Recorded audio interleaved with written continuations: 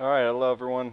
Uh, this is a work in progress video for PvP Heritage, an action combat, faster paced, objective arena game that I'm developing right now.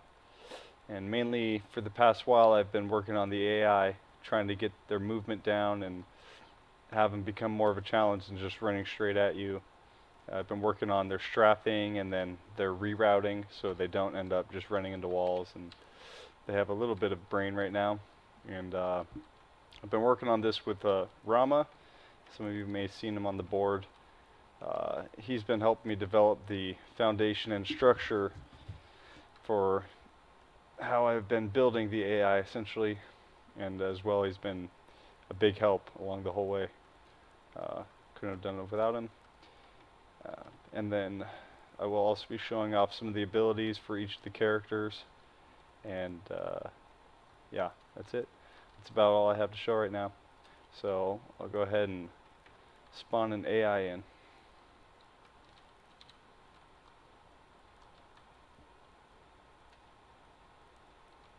And there he comes. So he knows that when he can't see me, he starts to move towards me. And when he's in range and he can see me, then he'll start to strafe around and become harder target to hit. I've also programmed in some chance of them to miss, and basically give them a little bit of mischance and miss range. So they're able to miss within a certain range, and I can control that through accuracy, which then I can control as part of their behavior. All this movement and everything is done in blueprints. There's no behavior tree or anything. We decided to take that route. And when I run over here, he'll follow me, attack me when he can see me, when it's feasible. And then he'll also become harder to hit, and when I get too close, he might want to back away, so I'm not right up on him. And also, they have a chance to dodge, and there's a few other mechanics that work with them to dodge. So I'll destroy this guy real quick. Alright, and we also got a rifleman. He has a little bit different works with his firing. So he's not firing single hits, he's doing repetitive bullets. So it's a little different. Also has a reload that I've been working on. And he's more of a long range character, so I can run farther away from him, and he'll want to stay a farther distance because he's more of a long range target. And he also won't want me to get too close too, because he's a long range target. Alright, and let me destroy him. Oh, he got me first.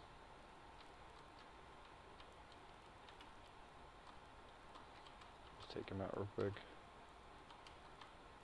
Now you can see they're a little challenging, and I haven't made them impossible, which I pretty much could do right now, but I decided to make it a little more fun for myself. Alright, here comes a melee,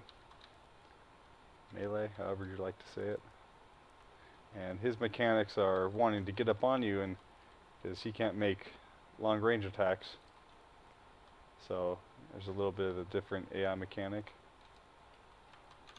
Toggle on some HUD. He also has a block, which I've been working on, and block will negate some damage. And these are all playable characters. Okay, and then I can also spawn some friendlies on my team. Actually, first I'll go through the different abilities. So this is the mage right here. Every character has a dodge, because it's fast-paced action combat, so a lot of it has to do with your skill on just dodging. There's no static casting, meaning when you fire, you won't stand still, so you can run around and fire freely. Same with the abilities. As you cast an ability, you can fully run around and dodge. I think I like that style of gameplay. It makes it more of a challenging and skill-based, so it's pure skill. There's no levels. that will help you be OP to your opponent.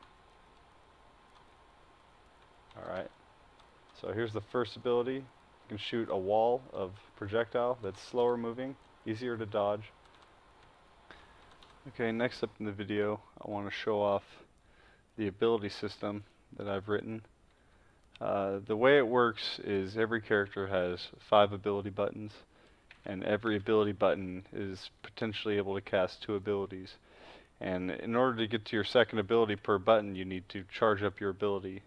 So if you can see in the bottom right corner below the skull, there's a gray mesh progress bar that's empty right now. And as I hold an ability, you can see it charges up there, and once it charges, it deducts an additional amount of mana, and it will cast a second effect.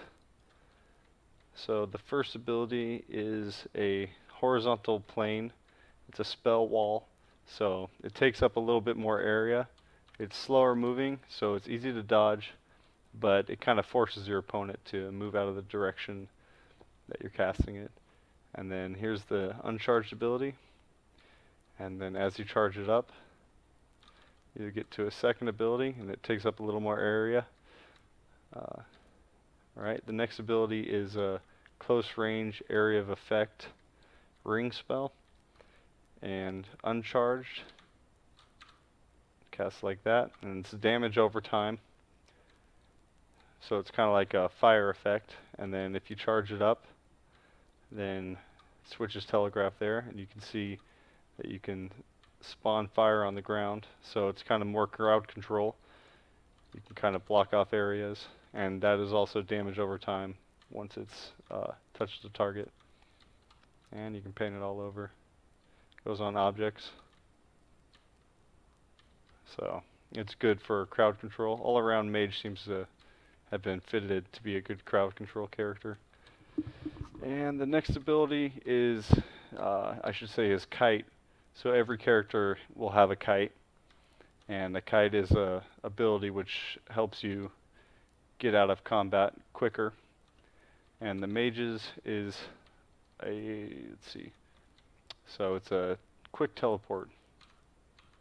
There's an uncharged, you can see, teleports me to a new location. You can teleport sideways, backwards, any direction that your control input is going. And then when you charge it up, it'll be hard to see this one right now, but the charge kite is you go invisible and you get a little bit of run speed buff. So you'd see that in a multiplayer instance right now. Well, you'd only see it if the enemy was doing it, because your character won't go invisible. And then the next one I'll show you, I have to demonstrate with a character. This one's missing a charged ability. But what it is it's an auto target ability. So you can see when I lock onto him, he has a little glowing indicator that shows he's targeted. And if I spawn another, you'll see it switches target. So that's the lock on to a character, and that's instant damage, and that's getting rewritten. So, but that's pretty much the idea behind that one. It might be some kind of slow effect or stun. Charge would be stun, non would be slow, and both would do a tiny bit of damage. So, yep. And then that's all I have for the mage right now. I'll just kill these guys. Oh, they got me.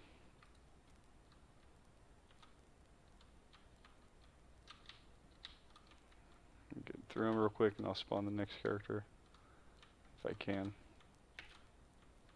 Nope, he got me. They're a little tough. They're getting better. It's a little more fun to play right now, actually. Alright, so they're gone. Next character, Rifleman.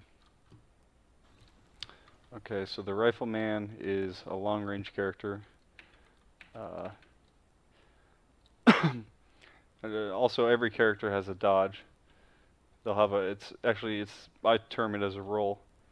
So, they have a roll, and because it's action combat, it's very crucial you're able to use that ability, and effectively, actually. So, you can see his roll. The mage was more of a aerobatic roll. Alright, and he has a gun, And you can zoom in. Zoom in is full accuracy, and when you zoom out, it's a scatter shot. So that's held out. We're zoomed in. All right. His next ability is a missile that you can lock onto a single location. So this doesn't lock onto a target, but it locks onto a location. You can see the telegraph right there. That's the damage area. So, and when you fire it, it'll shoot to that middle of that area. It's missing its explosion, it looks like. But that's the idea behind it, and there's ways you can use it. It's programmed a little different. So, see, when I fire, it carries off the angle that your camera is facing. So if I aim to the behind me, it'll shoot from behind me around to the front. If I just point right at it, you see it goes straight to the target. So you can kind of, that's going to get refined, but you can see you'll be able to kind of shoot around obstacles. So it's a little more dynamic. You don't have to be, it's not a line of sight ability. And then that one charged up is a missile barrage. You can get more locations and it locks on, and you don't have that same effect of being able to control its initial projection, but it's more area of effect. So you can paint the ground and fires to the center of all those marks. That's the charged up missile. Alright, he also has a shotgun ability, so that's just, you can see the cone that comes, and anything in that cone is affected by the damage. You can see, it's hard to see the cone. That will probably get reworked into something more visible. And then charged up shotgun shoots a projectile that can go through any surface. It's low damage, but you can, get multiple enemies in a line or fire straight through the map, and maybe you'll get a hit. And then his next one is a grenade. And the grenade has a different kind of charge up effect. The more you charge up the grenade, the farther distance you'll throw it. Let me respawn, he's missing his gun because I died. Alright.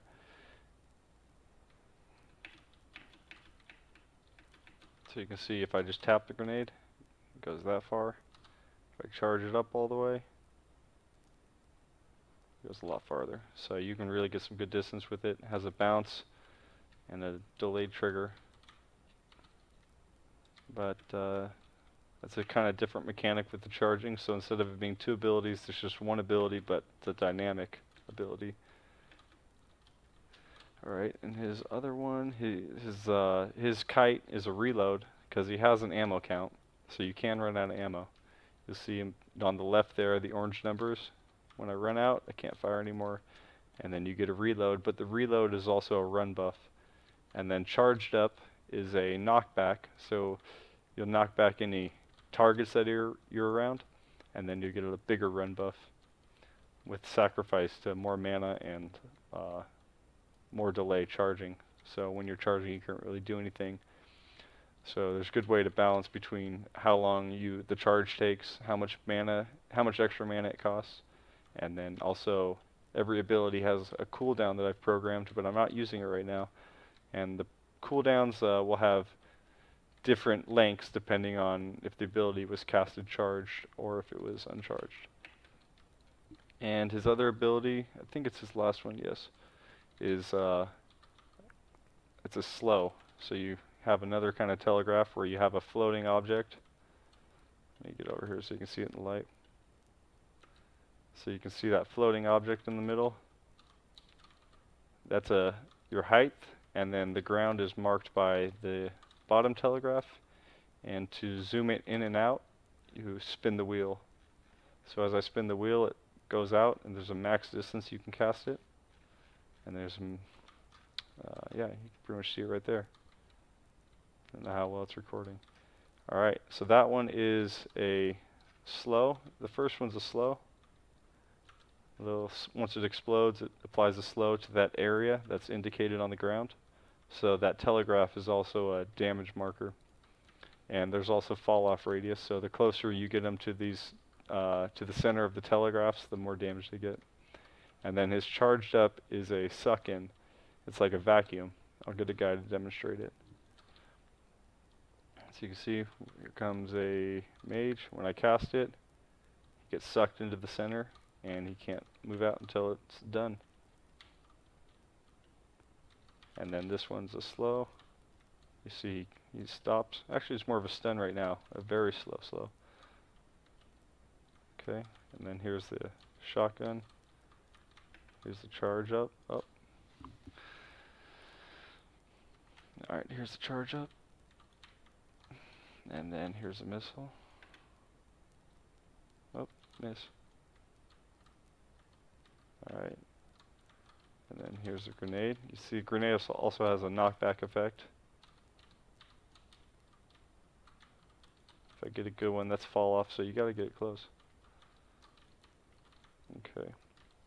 And then lastly, here's the melee. So the skeleton is the least developed out of all the characters.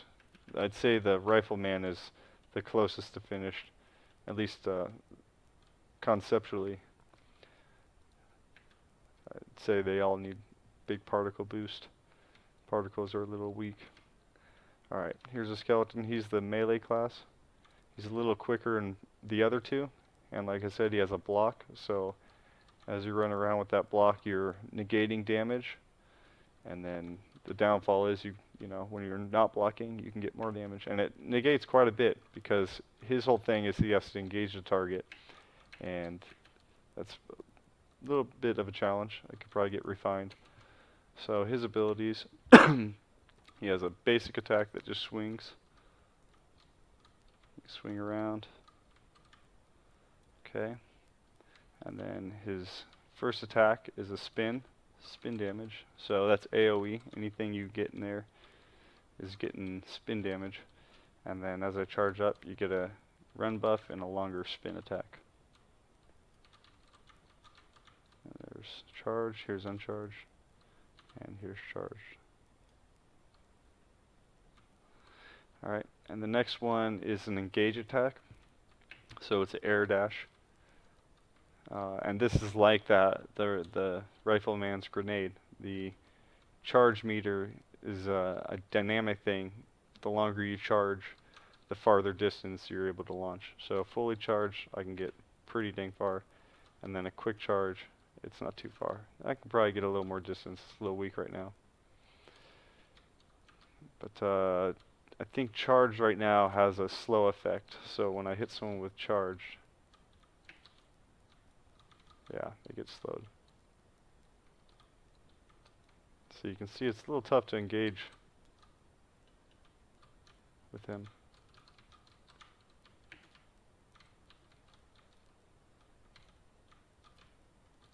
Okay. And then the last ability, well actually I have one more with him, but it's going to be really hard to show. Alright, the next ability I have with him is his kite, and it's a pounce. So it's basically a giant jump, and then he slams the ground and does damage in the telegraph indicated.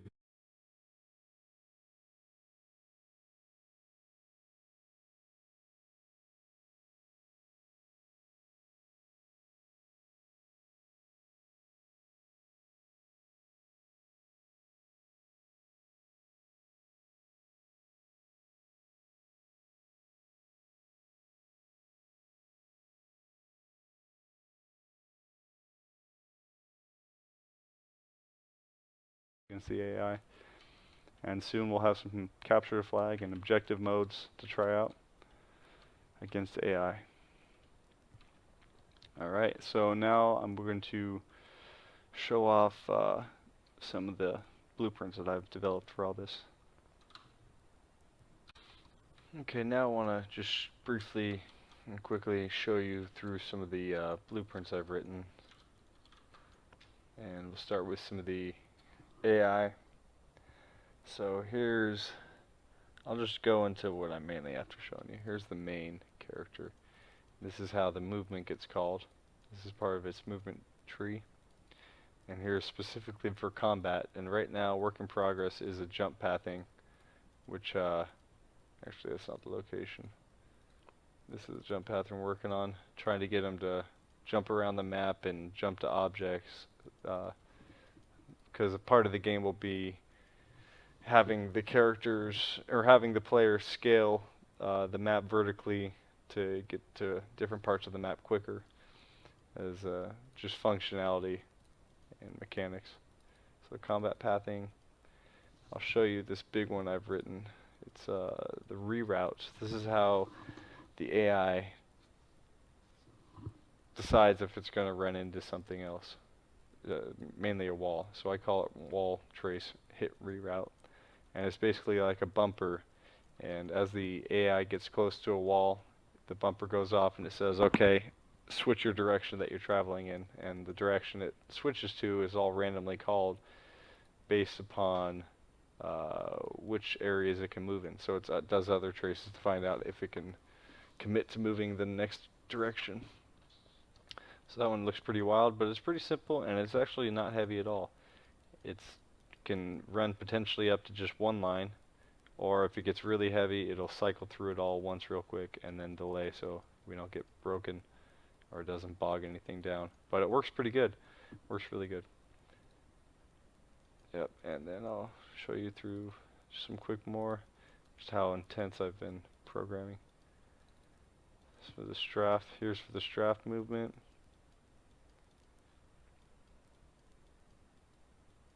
Okay. And then there's even backup. It's all for backing up and also rerouting if it's backing up.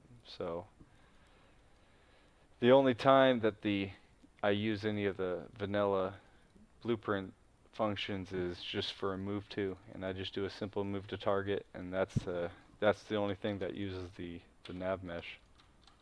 Other than that, everything's running off blueprints. All the strafing and backing up and, you know, jumping and dodging, that's all blueprint. Alright, I'll go into the PvP base. Alright, this basically holds all the information that is relevant to every character, whether it be the melee or the rifleman, and whether it's AI or not. They all have a team, they all have damage incoming, you know, kills, death, camera stuff. That could probably be, when I do a refinement, that'll probably be switched off of this one. This one blueprint really needs to get broken up smaller because it takes a long time to compile. It's pretty big. Yeah, and then let's see. I'll show you character specific classes. And this is basically one ability button. So this is what goes on just to be able to fire one ability. So there's a lot that goes on, and I need to make sure none of it's going on so I don't break the system. So this is all that needs to get checked and called and toggled in order to complete the cast. So once it gets used and it does all its networking, it eventually runs to the animation blueprint, and then here's the animation blueprint. A lot going on in that too. Mainly the heavy stuff's over here. But yep, that's the animation blueprint. Here's how I use the ability. And I'll show you through some of the animation graphs. Basic stuff. Combat, this was pretty cool. This is how the abilities work. And this is how I run my charge system off of stalling the animation or slowing the animation down or speeding the animation up at different points of the cast. And here's the roll. Simple stuff. Okay. That's pretty much it for the blueprints I want to show you. We'll just do some quick combat with the teams, and I'll just show off a little on the video, showing off some more of the AI running around and battling them. Alright, thanks for watching.